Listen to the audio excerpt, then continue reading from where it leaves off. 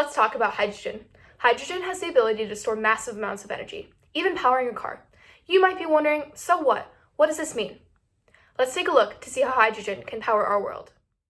With solar power, electricity that is not immediately used often goes to waste.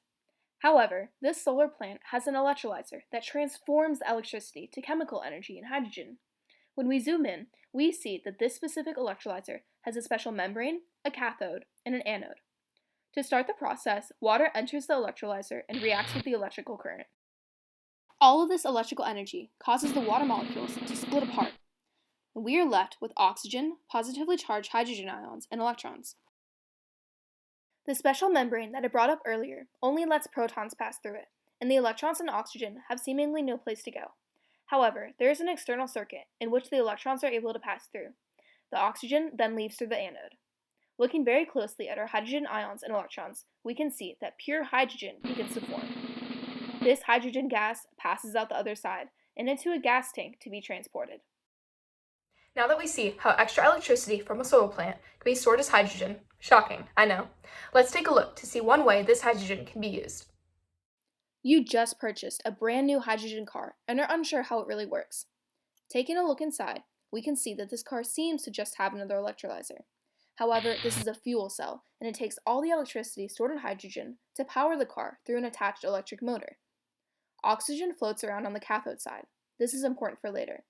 Hydrogen enters the anode, and a catalyst is applied to the system. This catalyst causes the hydrogen to react, and we are left with electrons and hydrogen ions. Seem familiar? The protons are able to pass through the membrane, and the electrons must pass through an external circuit. This time, when the electrons pass through the circuit, electricity is generated, powering the electric motor. This set of elements seems pretty familiar. It's actually what we saw in the electrolyzer about a minute before. Can you guess what will happen?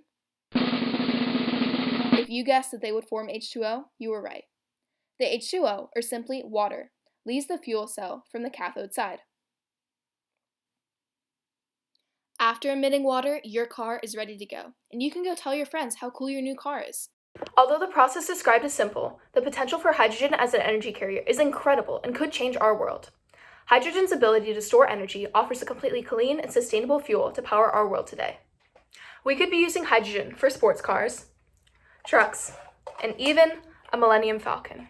Well, maybe not the last part, but it could just be a new hope. Thanks for listening.